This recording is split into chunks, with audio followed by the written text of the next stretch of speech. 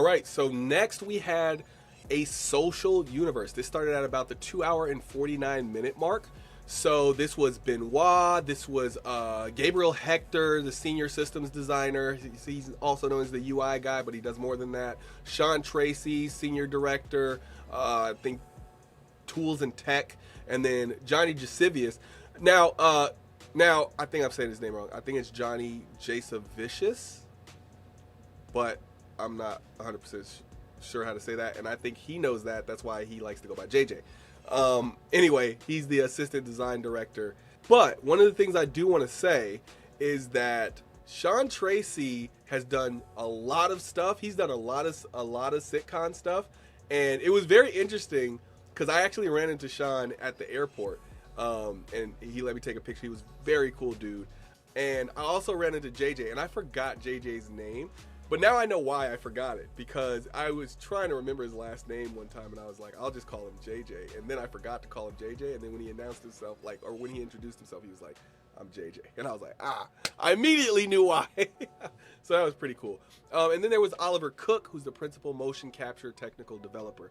So to go over that again, because I know I was talking a lot. Benoit, Gabriel Hector, Sean Tracy, Johnny J, so JJ, he probably doesn't even like Johnny J. JJ, and Oliver Cook. So what they went over was trying to, the org stuff, so to speak, but also just like what makes it an MMO, like working with MMO tools, right? Now they said that they weren't adding anything crazy, right? So I don't, as I looked through it, I don't think there was anything too crazy, but there was some stuff that I really appreciated, right? So they started talking about MMO foundations, so connecting other players and catering to different player types, right? So some people do want to be solo most of the time, and they only want to find a group when it's something that they have to do as a group. Whereas other people are like, I only want to play this game with my friends. I don't even want to touch anything solo. So they wanted a social app that kind of benefited everybody who did that. So they started, when they were talking about the social app, talking about friends. So they had the ability, you have the ability to add friends. And they showed this whole new app thing. You have a blocked and hostiles list, and then you could block people and put notes on there. You could do hostiles and put notes on there. So blocked means they can't see you, you can't see them in the game, and there's hostiles, which means you could see each other, but you know that this is an enemy. And then names, notes, locations, last online, and then you can see the call. That's all stuff that you can see for your friends. And then you can have a favorites list. Then you can have friends shared amongst all your characters. So like they didn't really go deep into what it means to have multiple characters yet. I'm assuming that'll be multiple game packages at least. But we'll see what that means. I'm not verifying that. But I think I heard at some point, but I don't know if it was CIG or if it was a YouTuber. But I think I heard at some point that having multiple game packages would at least be characters, and I think that's a cool way to handle it. But at the same time, $45 for another character might be a lot, so maybe they'll need like a lower version of that where you could just buy character for $20 or something. But yeah, I think you should also be able to earn an extra character by like completing the main story or something like that, right? I think that would be pretty cool. And then they start talking about the voice chat and social apps. So a lot of people don't use the voice chat there. They use Discord. I think some people are still using Mumble and stuff like that. So I think pretty much everybody has shifted to Discord now. If you haven't, you probably should. Discord does not sponsor me, but I as far as like audio apps across PC, it's the only one I found that I like genuinely like all the way through. And it's just not voice. It's also like you can share screens and all that stuff. So it's pretty cool. So voice chat in the social app is going to be big because then I don't have to like pay attention to my Discord over here and whatever. I could just open up voice chat in.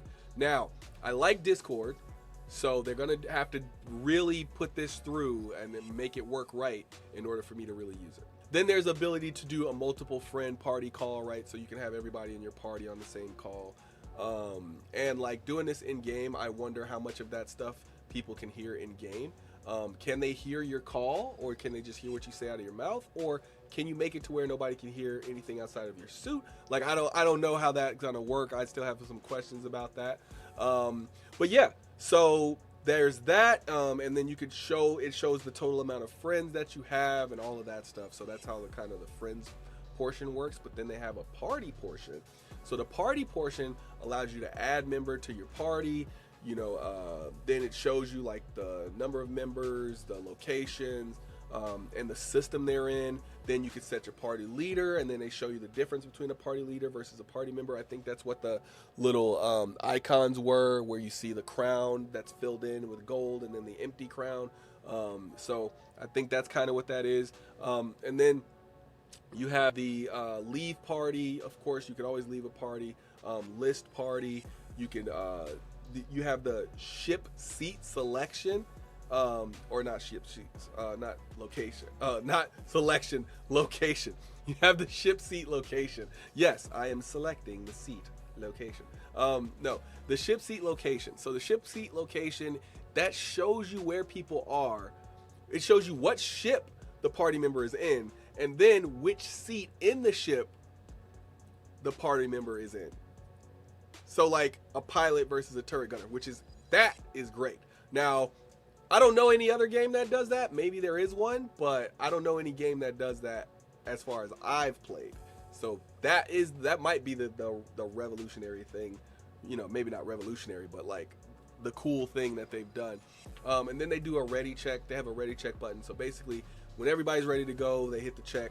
And if somebody forgets, you could just go anyway. But the idea is that everybody knows to hit the ready check, and then that now you can go forward as a party. And of course, they have the party call, which is different and separate from the friend call. So the friend call is like, maybe you have everybody in your group doing the friend call, right? And this is like people who are playing together, but maybe they're not in the same party. Maybe somebody's in a different system or whatever. You guys are just playing together and you want to talk to each other. The party call is different. The party call is, we're in a group together. We have a similar, focus in the game right now. Or maybe you are doing different stuff, but you need to be in a party to do it, and so that call is completely different. And I like that, because the same people you're in a party with may not always be your friends, and the same people you're friends with may not always be in your party. So very cool. And my favorite feature, because I'm going to be streaming gameplay at some point, is streamers can obscure their on-screen names and location. Now, don't get me wrong, people can still figure it out very easily, because on my stream channel it'll say Billionaire Ninjas really big. And I'll probably be talking about the location, or it'll be visibly obvious where I am.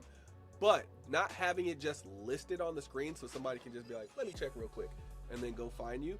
They have to actually sit and watch the stream for a little while in order to do it. And if you're doing that, that means you're giving me viewership. And if you're giving me viewership, well, then come get me. That's cool. That's cool. Like, because it's a give and take, so to speak.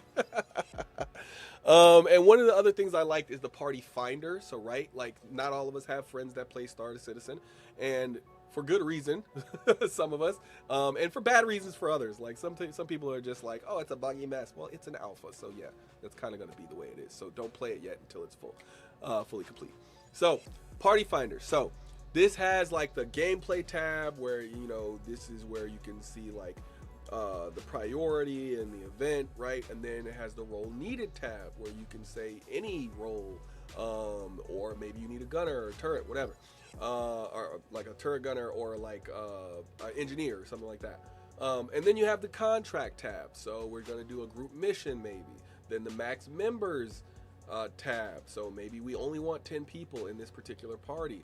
And then you can select between like your known players, like orgs and friends. Maybe we only want to select people to join our party from our orgs, or people who are on our friends list. Then you have a search function, and then you have the matching party thing, right? So it showed like 10 of 1,305 parties. So, right, maybe there's only 1,305 parties that you can qualify to join, or that are only available to join, right? There's 1,305 that you could possibly be a part of. And then maybe based on your other selections, you will only see 10 of those. If that's the way it works, then you only see those 10 parties. That's cool, because that's based on your search functions. And if you want to see more, then you would delete some of those search functions, right? Those filters that you set, so to speak. And then when you're matching the party, it'll show you the name of the party. It'll show you the symbol marking whether they're currently active or not active, right? So you might be joining a party that just took a break, or you might be joining a party that's like actively doing a mission. So I like that it shows you where you're joining this party at, like what their status is. And then it shows you the location of the party. Maybe they're at Lorville, maybe they're in New Babbage, maybe they're at Area 18. Then it shows you the contract they're working on. Maybe they're doing Xenothreat. Then it shows you the members, right? So it has this thing where it says current, max, and pending, and they're all split off by backslashes. And maybe it's a forward slash. I don't know. Is this one a forward slash or is that one? You can't even answer the question because it's mirrored on the video. Anyway, it's current, max, and pending. And what's hilarious is that when it says current, max, and pending, they had these numbers up, right? So it said 5, 8, and 9. And then I was like, I don't know what that means. So 5 current members, 8 max members, and 9 pending members. So maybe there's 9 people who want to join the party, and you got to select. Maybe you have 5 people in your party, and you could only fit 8. And then there's 9 people who are trying to get into your party. So you have 3 more slots left, and you're picking from those 9. And maybe that's what those numbers mean. So I don't know. They didn't really get deep into it, but that's kind of the way that I saw it. And then you have status. So you can either you'll have a button and it'll say apply, or that you already applied, or it'll say denied. So that lets you know whether you can or can't join that particular party, unless you're just waiting and it says applied. And then there was the chat window. So they customized the chat window and made it, I think, a lot better. So, well, they didn't customize it. They allow you to customize it. So you have the layout, the container width, the font color, the background color, the passive opacity, and then the passive text opacity. So those are all things that you can change in the chat. And that is really cool, especially because there's some options for people who are differently abled and stuff. So like, it's really cool that you can change that stuff to match what you need. And then they have the tabs, right? So you can create a new chat message.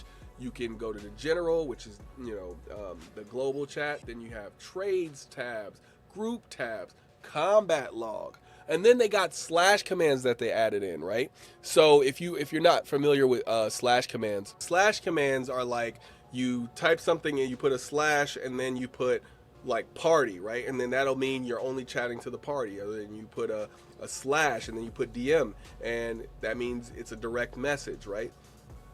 So, just make sure it's the right slash, forward slash, backslash, right? But make sure it's the right slash, and then you will do the thing that it says rather than having to find that particular tab and go to it, right? And then you could use that same thing. You could use links to things that you mentioned, right? So the 4 that they showed were you could link to an event. Like I'm talking about the Xenothreat event, right? Maybe you're talking about a star map location and you're saying, hey, I want to go to Stanton 1, or maybe you say Hurston or whatever, right? And then you say you put you link to Hurston rather than saying I want to go to Hurston, right? And so whether the person understands it or not, they could just click on it.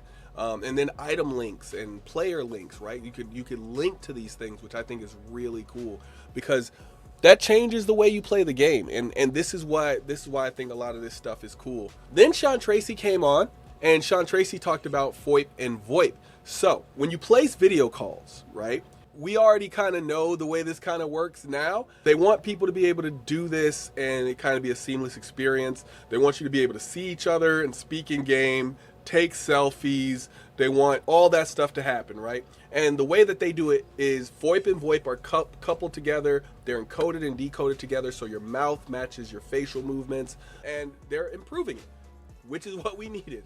Like, improvements were very much so needed in the FOIP. Like, I don't even use FOIP anymore because of how bad it was. And so I'm super happy to hear about this, right? So they improved the head rotation tracking. It can track whether my head's doing this or not, because I'm not looking completely this way, and it doesn't have to track my complete profile of my face, because nobody's doing that when they're playing the game. They're looking at the screen, right? but it should be able to detect little notions, right? Like if I have this massive screen that I'm watching, that I'm playing Star Citizen on, and I look up this way or look up this way or look down this way or look down this way, it should be able to tell generally where my face is pointing, right? Not all the way, but a little bit, right? And then it does range of motion for the mouth. So he did it like this. Like, but that's a big thing, right?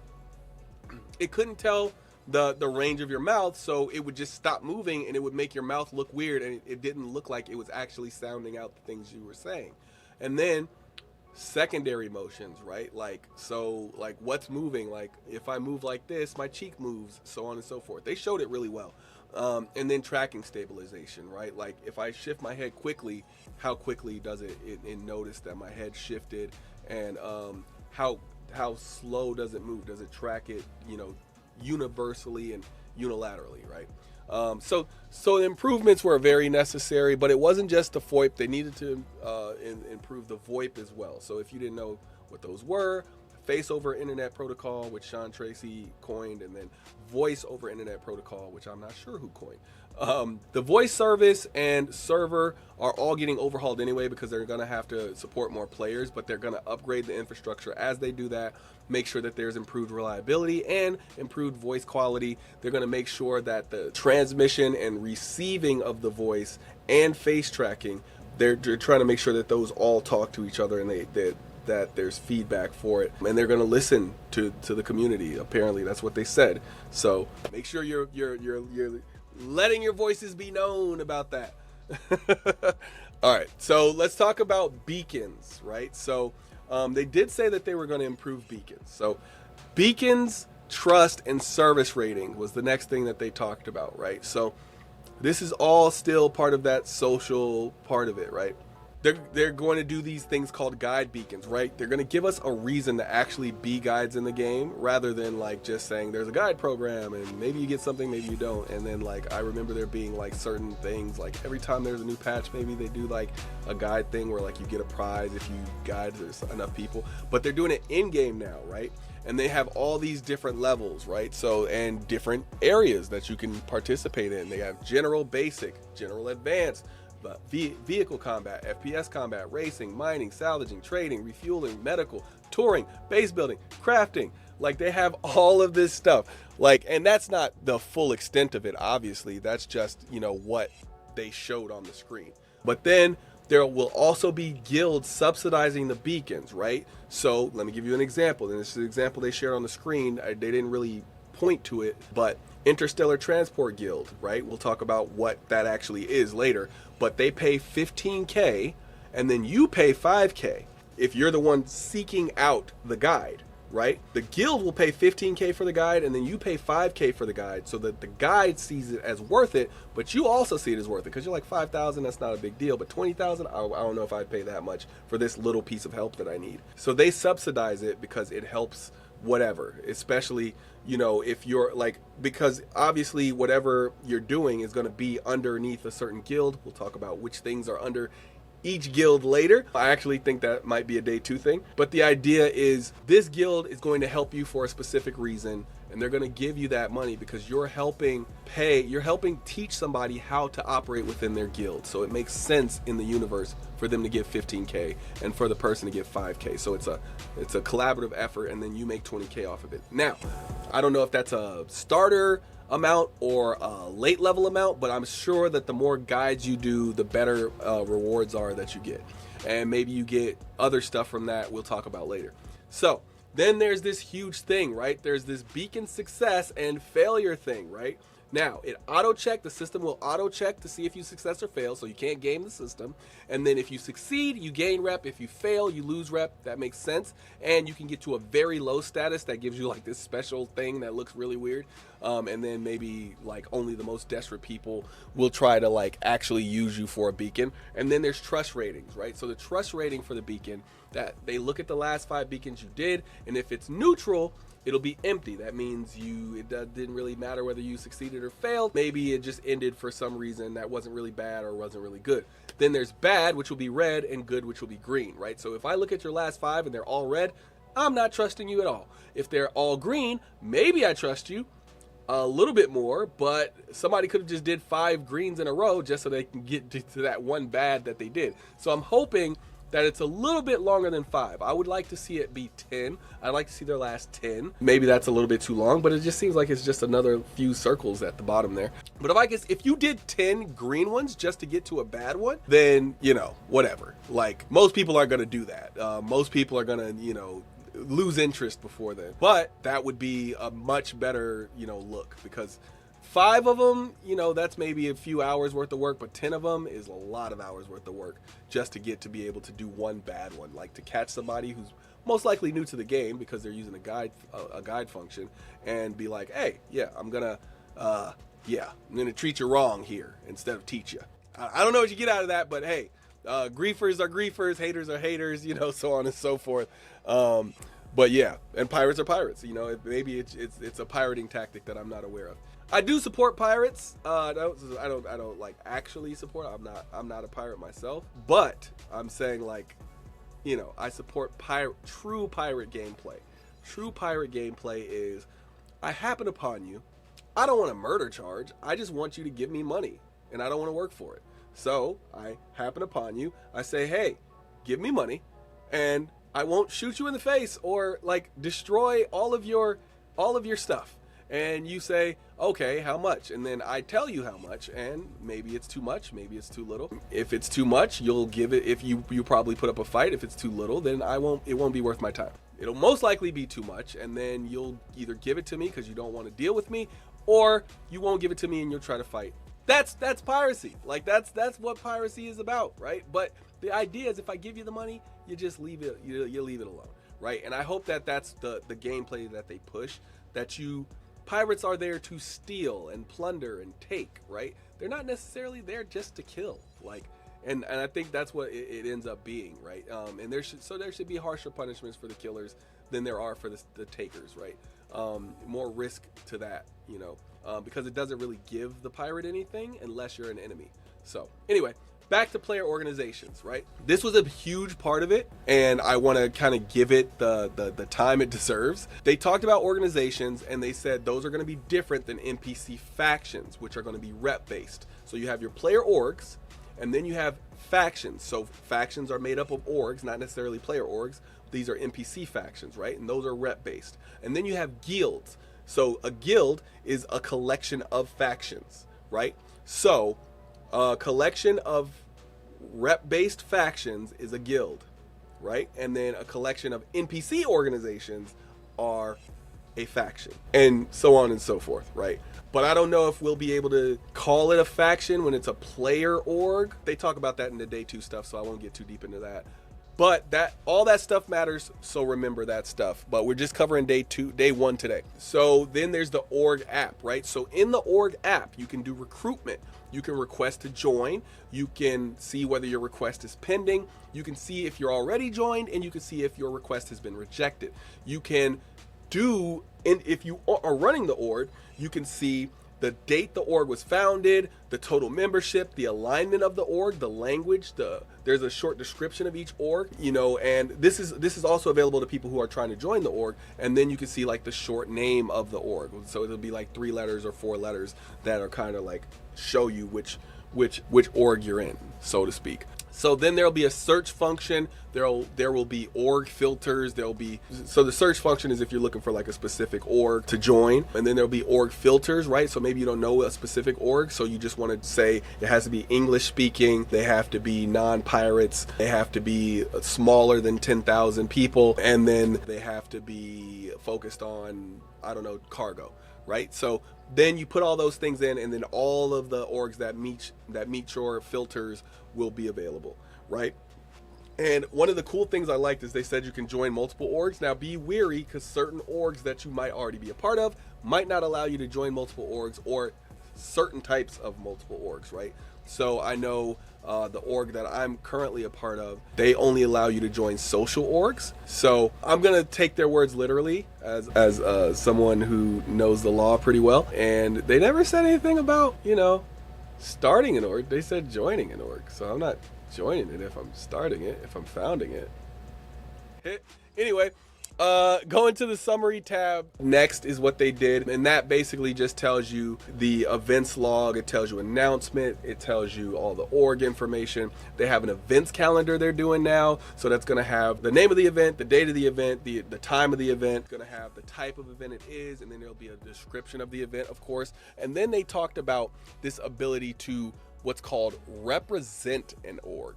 Now, this is something that I think is going to be maybe a point of contention for people. I don't know how much, but I can definitely see it being something that people, let's say, take advantage of. So if you're part of an org, right, and you are let's say you're part of multiple orgs, right, and you want to represent one org and you don't want to represent another. But at this point in time, you can only represent one org. And if you've just recently done this, you can't go and represent another. So it's going to be a little time function where you can't necessarily say, I want to switch orgs right now. Because if you just switched, you can't switch back. So maybe you're not supposed to be part of two orgs and you were trying to hide that from somebody. And because you tried to hide it, you went back and you were like, oh, boom, I'm going to switch back. But then you see there's a timer and it's 20 minutes, but the people can already see you. So, or they're going to be able to see you in like 5 seconds. And because they're going to be able to see you in 5 seconds, you're not going to be able to switch it in time. And because you can't switch it in time, they're going to find out that you're part of multiple orgs. So, I mean, the best policy is to just tell the truth, right? You know, you don't have to worry about that if you just tell the truth. But even if it's not that serious, right? They don't want people to exploit it. So there is going to be like, it's going to limit the amount of times that you can change which one you're representing. And it's going to limit the time, like it's going to limit it based on how much time is in between that. So if you're representing, that's going to enable certain benefits from that org, and those will be set by the org leadership. And then there will be a tag that says which org you're in. So this is the tag that I talked about. This will be the 3-letter or 4-letter tag, and that will show to everybody to show which one you're representing, right? So that'll change. If you're a part of 3 orgs, it's not going to show all 3 of them. It's going to show the one you're representing, and then if you switch it, it'll change to the new one that you're representing, right? And then there will be org alignment. So orgs will all have their own alignment. So if you align with the org, then you're aligning with a guild, because each org will be aligned with a certain guild. And then there will be a theme and some associated gameplay based on that alignment, and your benefits will improve as the relationship with that particular org improves. So you can switch, but your progress will be reset if you switch your alignment, right? So org alignment is important, and loyalty is kind of rewarded. So there's personal loyalty and org alignment, right? So org alignment, it resets because you have to be with your org. You got to be on that line, right? And your benefits and relationships will improve. But if you're no longer aligned with them, then obviously you can't keep appreciating those benefits, right? So personal loyalty is a little bit different, right? So the one they used was, I think Benoit's guild was False Buccaneers, right?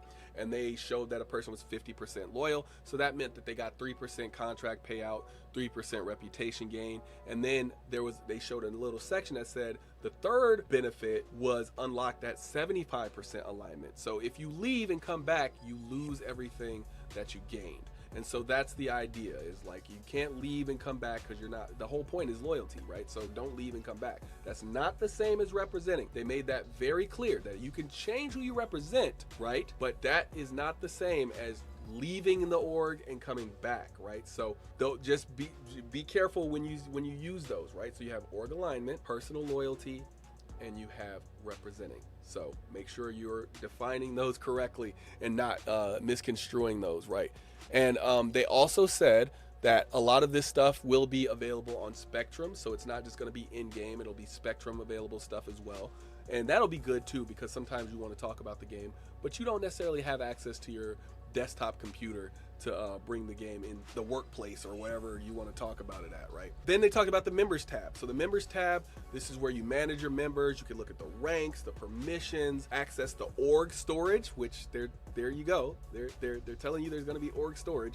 So I want to just make sure everybody catches this stuff, because they reveal stuff and they kind of say some of the stuff sneakily, like the pets thing, right? Like they just kind of slip that in there. But again, it could just be like a developer going rogue too. So like, I don't think org org storage is one of those things, but the pet thing might be, so who knows. And then you can look at the location, you can look at the notes, you can look at the online icon, and that'll tell you whether your members are online or not. And that's very helpful because you don't want to just be trying to message people and then not even know whether they're online or not. That could just get really weird really quickly. And then they announced alliances and rivalries. So this is really cool because this is going to allow you to, say this org is teamed with this org. And this is why I think that certain orgs should allow people to join multiple orgs if they're allies only. Now, I'm not saying open your whole thing up and say you can join whatever you want, or if you're an anti-pirate org, I'm not saying go join with the pirates, but it should be that you're allowed to be part of allied orgs. Now, if that alliance ends, then you can revoke that membership if they continue to be out with that allied org or whatever. But anyway, getting too deep into that, mutual acceptance of alliance is required. So you can't just say, hey, we're aligned with you, and then them be like, no, and then be like, it doesn't matter, we're aligned anyway. No, that's not how alliances work. Both people have to collectively say, yes, we are an alliance. And it only takes one person to break the alliance. So don't be worried, you're not stuck into the alliance if you agreed to it, right? And then allied orgs have an alliance chat, so that means everybody can jump in and all talk to each other in that specific chat. That doesn't mean allies can jump into your org chat. There's this very specific alliance chat room where everybody from both orgs can talk, where nobody else can hear them except those two allied orgs. So then you have enemy orgs, right? So you can put them as a rivalry. That is one way. So if I don't like you, I can just say rival, which is pretty cool. And then rivals get that hostile contact thing, and then they have like different things to let you know. Now there's hostility indicator colors. Now, I don't know if these are already in the game. I never really paid attention to them outside of the red ones. Well, I guess the green ones a little bit. But anyway, this is what they're going to be. Neutral parties are going to be white. Party members are blue. Org members are dark green. Allied org is light green. Enemies are in red. And if it's not legal to attack, regardless of which one of those they are, it's going to be orange, right? I suppose it's not really any of those because they all have their specific color. But I would say not legal to attack is probably the enemies. If they're not red and they're orange, you're probably looking at somebody that you're not supposed to be dealing with anyway. So there you have it. And then there's org stickers, right? So org stickers are like, you can put these things on your clothing, you can put them on your armor, on your ships, you can put them on, I think I saw containers. I'm not 100% sure I saw containers, but I think I saw containers. I kept looking and I was like, I'm pretty sure that's a sticker on that container. So yeah, but you can put them on a lot of the things in the game. You could change the colors and everything. So just being able to represent your org to the fullest. Yeah. And that was pretty much everything on the social side. So next is the dress to kill portion, and we'll be back for that one.